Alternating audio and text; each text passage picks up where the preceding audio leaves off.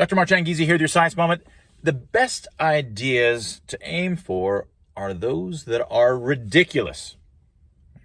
Now, let me explain what I mean by that and how it has driven my search, career in the sciences, and how it even kind of shapes the Science Moment series here. So I've always had, I've talked to students about ways of optimizing your ability to get good ideas.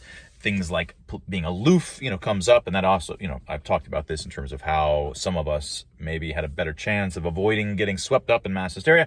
And there's been lots of different things that I've talked about at various times on how to optimize your creativity.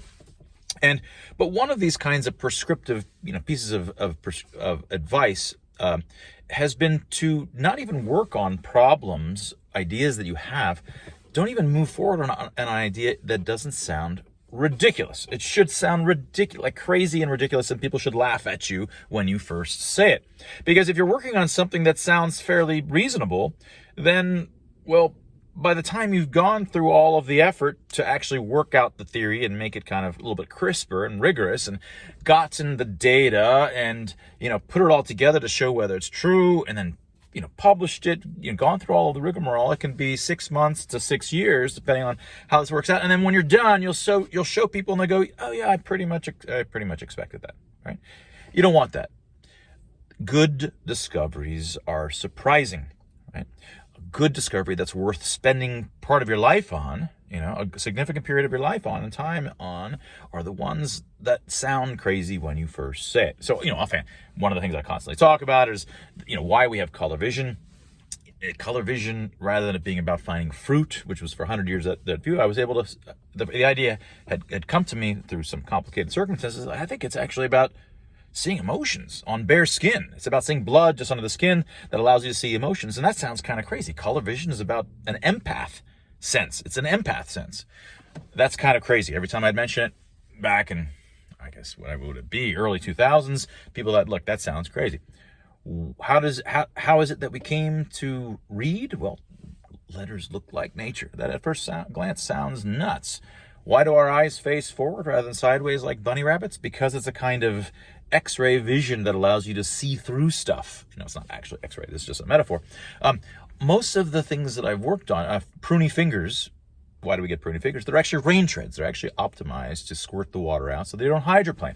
All of these, most of the things that I've worked on had, the ones that are the best ones are the ones that are most crazy when you first say it. And of course, by the time you're done and you've shown people, often it doesn't sound as crazy anymore because they've slowly adapted and habituated and they've seen the evidence and it doesn't sound as crazy after the fact. But beforehand, it better damned well sound crazy or it's not worth doing, all right? Now this, I think I've tried to make my Science Moment series, I'm on 320 something, and this is why I don't do the news. Sometimes I'm motivated by what's topical, but often everybody's saying, today everybody's saying some particular thing. Actually, as it turns out today, everybody's saying that Elon Musk is ruining Twitter. It's going to crash at any time, right? So I don't want to talk about that. If I were to talk about that, there'd be some angle about that nobody's noticing, that I have not seen anybody talk about, that I might talk about that's interesting, logical, or science, or some kind of angle that's different from what they're talking about, that only I'm saying, and may sound initially counterintuitive. That's how I've designed all of my Science Moment series, is to always be of that kind, hoping that I'm saying something that no one else is saying. Or I say it's related to this. Here's what they typically say, and that's right. But here's something that they don't typically say. Something that's not sufficiently often said is this, and I want to point that out. So this is the opposite of the news in some sense. I'm not covering what's going on in the world every day, and I'm not trying to teach you the standard stuff that's taught in psychology books, or evolutionary biology books, or math books. I'm trying to point out stuff that isn't going to be in any of those things, right? That's the point. When you get to know a particular person, that person has their own angle that's unique. And of course, I know a lot of things that are the standard stuff in the core, but what makes unique is the stuff where I poke out of that core and other people poke out on their core. That's what they want to hear. Where do you differ from the core overlapping stuff? Focus on that. And that can be tricky.